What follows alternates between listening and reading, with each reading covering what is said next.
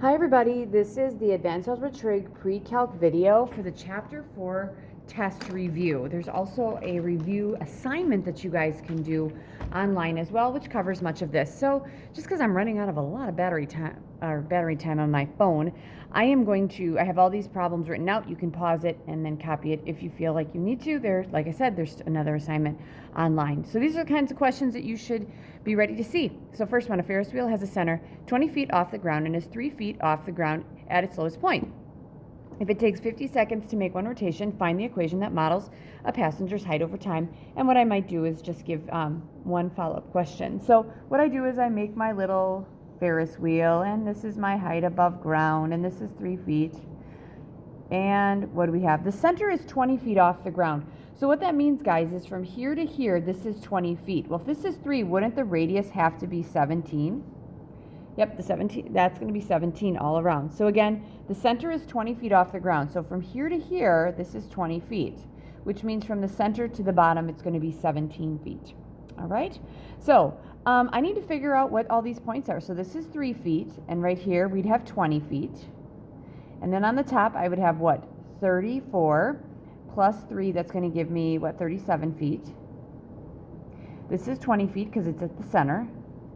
And again, I'm at the bottom. So when I'm looking at this X's and Y's, when I'm looking at this, I'm looking at, okay, it takes 50 seconds. So we're going to go from 0 to 50. And then I need those critical points in here. And that's what I got. All right? So what I'm going to do is I'm going to say, okay, I'm at 0 to 50. What's between there? That's 25. And what's between 0 and 25? That's 12 and a half. And then I'd have to take 25 plus 12 and a half to get the next one, and it's 37 and a half. All right, so it's starting at 3, and then at 12 and a half, it's going to be 20, and then up on top, we're at 37, and then we're back at 20, and then I'm down at 3. All right? Okay, so that gives me that. So what I'm going to do is I'm going to make a really quick sketch of this because I think that that's super helpful, and I'll actually give you, I'm just going to go with the sine curve because I do all 3 all the time, and I feel like most kids are going to do the sine curve. So this is 3, this is 20, and this is 37, right? All right, so we're going to go 50 seconds, right? And this will be 25, and then we go here and here, so this is your 12 and a half, and this is 37 and a half. All right, so we're going to start at 3, and then we're going to go up, and this is how our ride would look, right? All right, so we're going to have y equals, okay, my amplitude from here to here, okay, from 20 to 37, okay, wouldn't that be, so if I take 20 minus 37, that would give me 17, which makes sense. Because 17 is my distance from the middle to the top and the middle to the bottom. I said I want to do the sine of, okay, our b value. Remember that our b value is, the period is 2 pi over b. So if the period is equal to 2 pi over b, my period is 50 seconds. So 50 equals 2 pi over b. Put this over 1. We're going to have 2 pi equals 50b and divide by 50. This is going to be pi over 25. So this is pi over 25 times the quantity x minus. All right, because we're going to move to the right. Now, sines generally start in the middle, right? So this guy has been moved to the right 12 and a half units. So we're going to put minus 12 and a half. The middle's been moved up to 20, my bad. And that would be it. So let's see how I did on this one. So let's make sure I'm in radians, and I am. And I'm going to have 17 times the sine of pi divided by 25, and then x minus 12.5, and then plus 20. Let's see if I got what I need. So I'm starting at, crossing my fingers, 3, which is good. Okay, so I'm going to look at my table. So 3, 12 and a half I'm not going to get to, but 25 I should be at 37. There we go. And then at 50 I should be back at 3, and I feel like I will. But I'm going to still make sure, because I'm almost there. And there it is, 50, I'm at 3. So I'm feeling really good about that. So this is my equation, you guys, and I'm just doing the sine. You guys can do the cosine. We've done that a number of times. A follow-up question for this would be, how long until you are, let's go with 25 feet in the air. So would it make sense that it was for 25 feet, wouldn't we go right here? Wouldn't that be 25 feet? So if I have a horizontal line, couldn't I just find that intersection? So let's go to y equals. We'll go to 25. And there's my line. Oh, sorry, I didn't get my It's not my line yet. I did not put my window in here, so I need the right window. So let's change our window. We're going to go from 0 to 50 on the X's. And on the Y's, I'm going to go from 0 to, I'm going to go up to 40 just because 37 is weird. All right, so that's what I should see. I should see one peak, so this is one rotation all the way around. I'm feeling really awesome about that. Okay, and here we go. So that's what I want to find. 5, and I'm going to get closer to that. And how long does it take me? Well, the first one is at 14.8725, and then it'll come back, and when I'm going back around,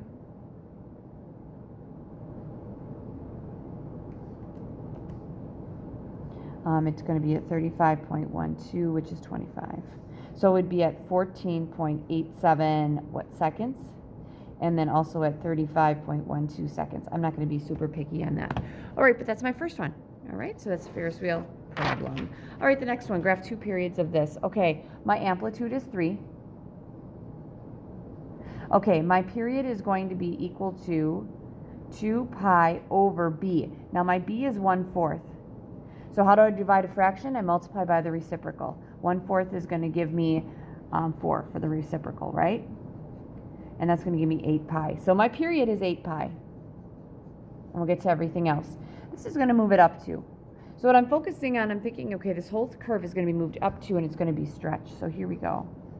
So it's going to be up to, I'm going to go 1, 2, 3, 4, 5. All right. So the middle has been moved up to. All right. And then I'm going to go 1, 2, 3 up. And 1, 2, we got to go 1 more down, 3 down. Now, one of the things I've noticed in my pictures is I get quite confused with what my axes are. So this is this, right? And 1, 2, 3, 4, 5, this is this. All right. I just like to make it darker so I can actually see the axes. All right. So our period is going to be 8 pi. This is not bad at all. So let's say this is 8 pi. Let's say that this is 16 pi. And back here, this is going to be negative 8 pi. All right, so then the next question is, are there a reflection? No. Where does the sign start? The sign starts at 0. Remember, that 0 has been moved up to, which is right there, right? I'm also going to put my critical points in here. 1, 2, 3, 1, 2, 3, 1, 2, 3. I feel really good about that too. So that's where it starts and ends, so I can put my points where it ends as well. And then the next thing is, what does it do? Does it go up or down at the middle? Well, it's going to go up.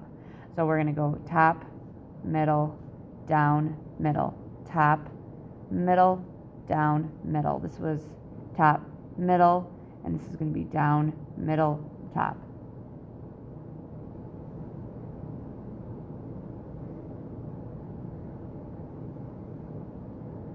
All right, so I'm feeling okay about that. The domain is going to be negative infinity to infinity, and the range we're going to go from what, negative 1 to 5. And I'm going to check that in my calculator to make sure that I did do that correctly. So I'll clear out all this, and I'm going to go with 3 times the sine of x over 4, and then plus 2. That should end up, my window should be from, I'm going to go negative 8 pi to 16 pi, and I'm going to go from negative 1 to 5. And I'm going to graph that. So I should have 3 peaks. I'm praying. Yep, I feel really good about that. So there we go. That's that one. All right, next one. 2 periods of y equals 1/2 times the tangent of 6x minus 4. All right, for the tangent, this is going to be a vertical compression. This 6 tells us the period is going to be, okay, our period in this one is going to be pi over b, which is 6. So that's my period. The next thing, this is going to move it down 4. All right, so I got to picture this thing be moving down 4. We had x-intercepts on the x-axis, right? So here we go. It has to be moved down 4. 1, 2, 3, 4. And then what we got to do is we got to think, okay, at 0, was there an asymptote or was there an x-intercept? So for the tangent, remember the tangent is y over x. If we're at 1, 0, y is going to be 0 over 1. That's 0, right? So what that means is that we're actually going to have, asymptotes on either side, because remember, the x-intercepts are always in the middle. Now, since our period is pi over 6, we need to have half of it here and half of it here, so that this whole distance, you guys, is pi over 6. So what would I do with that? I divide this by 2, right? So how do you divide fractions by 2? You multiply by the reciprocal. So pi over 6 times 1/2, what is this going to be? Pi over 12. So this is going to be pi over 12. This is going to be negative pi over 12. And that's going to tell me where my first group of asymptotes are. All right? The next thing I'm going to do is I need to figure out where's my next asymptote. So I'm going to do this. Okay, I'll do another one too. So I need to figure this out. So remember, these are pi over 6 long. So I need to take this pi over 12 and add a pi over 6. Well, finding a common denominator, it's going to be 12. So I'm going to have pi over 12 plus 2 pi over 12. That's going to give me 3 pi over 12, which is pi over 4. So this one's going to be pi over 4. Then what I'm going to do is I'm going to take this pi over 4, and I'm going to add on a pi over 6. Okay, again, we're going to change those to 12ths. So what we're going to have, 3 pi over 12 plus 2 pi over 12, and that's going to give me 5 pi over 12. So this is 5 pi over 12. All right?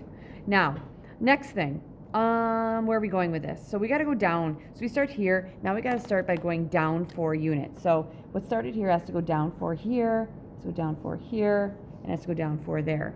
All right? Then the next thing is that the compression is 1/2. So usually what we do, you guys, is we go on either side and we go either up 1 or down 1, but now we're going to go up 1/2 and down 1/2. And like I said, you do not need to be perfect on this at all, okay? Now, I got to figure out, am I going up or am I going down? Well, if I'm going around this unit circle here, we'd be at the square root of 2 over 2, square root of 2 over 2, and I divide that out, it's 1. So we'd be going up. So rather than going in the middle and up 1, we're going to go up 1/2, and then here we're going to go down 1/2.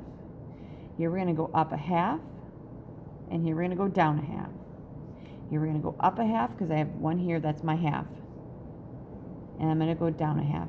And here it is, you guys. I will actually do this in green. And I'm going to graph this in my graphics calculator and hope that it came out okay. All right. So here we go. Let's take 0.5 times the tangent of 6x, because that's just easier to use 0.5, and then minus 4. All right, my window, let's go with, what did we go? We went with negative pi over 12 to 5 pi over 12.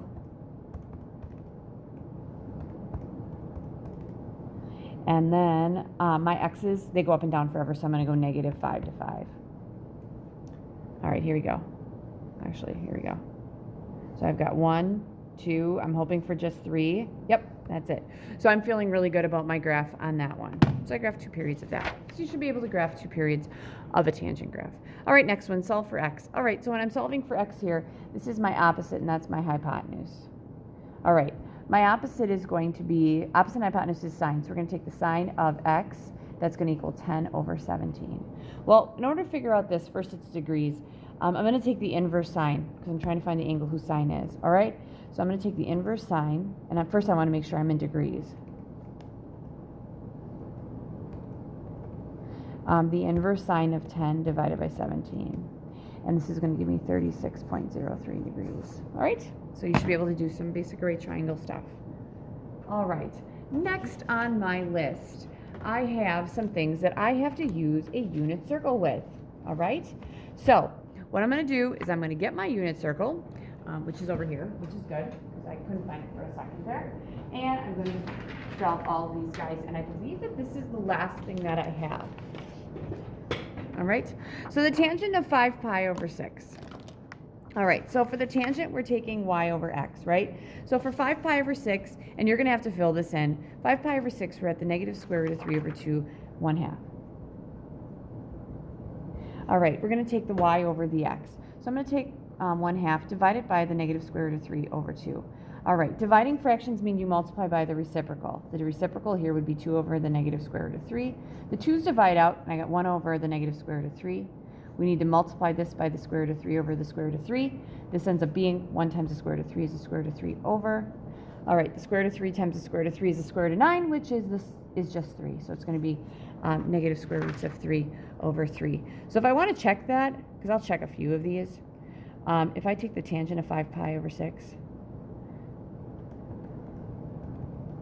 I'm getting a nasty decimal, and it's negative, which is good. The negative square root of 3 divided by 3 is that nasty decimal. I'm feeling good about it. All right, B, the cotangent of the sine whose angle, whose sine is the square root of 2 over 2. Now this one's important, you guys, because for the sine, remember the sine, the inverse sines for functions, we're using just quadrants 1 and 6, or 1 and 4. So what I'm doing is I'm going to look at, where is my sine, the square root of 2 over 2? Where's my y? Well, isn't it at pi over 4? So what we're going to look at is the cotangent of pi over 4. At pi over 4, we're at the square root of 2 over 2, square root of 2 over 2. All right, for the cotangent, we're going to take x over y, because the tangent is y over x. If I divide two things that are the same, that's going to just be 1. All right, the next one. The angle whose cosine is the negative square root of 2 over 2. All right, so for cosine, didn't the cosine go from 0 all the way around to 1? All right, so where do I have a cosine? Where do I have an x value of the negative square root of 2 over 2? That's right here at 3 pi over 4. So this is going to be 3 pi over 4. D.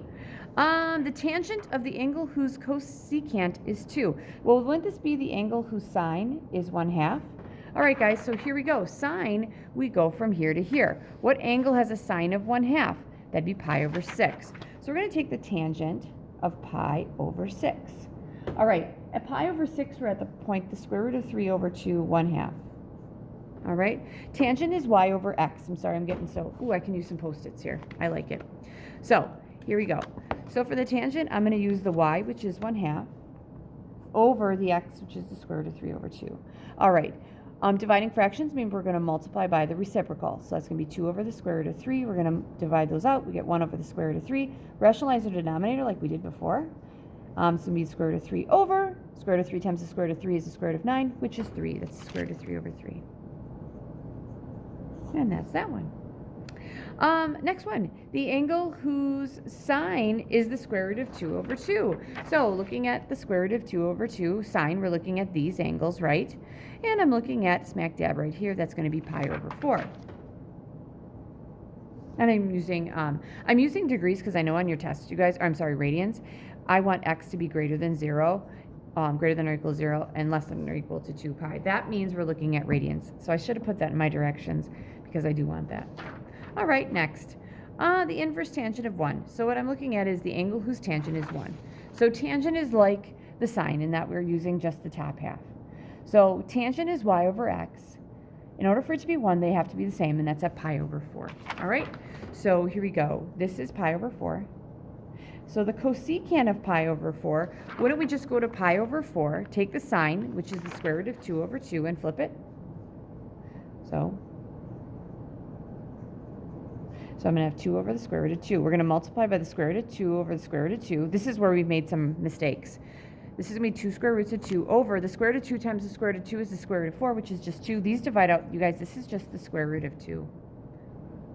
All right, and then for F, what I wanted to do is I want to look at the angle whose sine is the square root of 2 over 2. Now, this is very similar to this guy, except this is saying the function. This is not saying the inverse function. It's just saying the x's. So for this guy, I'll put this right here. X is going to equal, what angles have a sine of the square root of 2 over 2? Well, that'd be pi over 4. And would that be 3 pi over 4? So this has two answers because it's any angle. This is the function, so it can only be one answer. All right? All right. I did want to look at one more that I was just kind of thinking about in the top of my head. Let's go with the angle whose sine is the negative square root of 3 over 2. All right. And this is where I'll finish it. All right. So the angle whose sine is the negative square root of 3 over 2. So looking at this, you guys, the angle that so sines we're looking at right here, right? We're going from negative pi over 2 to pi over 2. Well, the angle whose sine is the negative square root of 3 over 2 is right here. That's at 5 pi over 3. Here's the deal. 5 pi over 3 is not between negative pi over 2 and pi over 2. It's too big. So what we need to do is we need to change this because this needs to be like a negative pi over 2, and this is your pi over 2. So if I'm looking at this angle, this distance isn't the same as that. So if this would be positive pi over 3, wouldn't that be negative pi over 3? And that's what my answer would be. All right. And I can check that one too. The inverse sine of the negative square root of 3 divided by 2 is that, and negative pi divided by 3 is also that. So that works. All right, so that's just a little review for your test. It's a 20-minute one. We're also going to, I have an assignment out there for you, and we'll make sure that you have opportunities to get ready for this, all right? All right, good luck.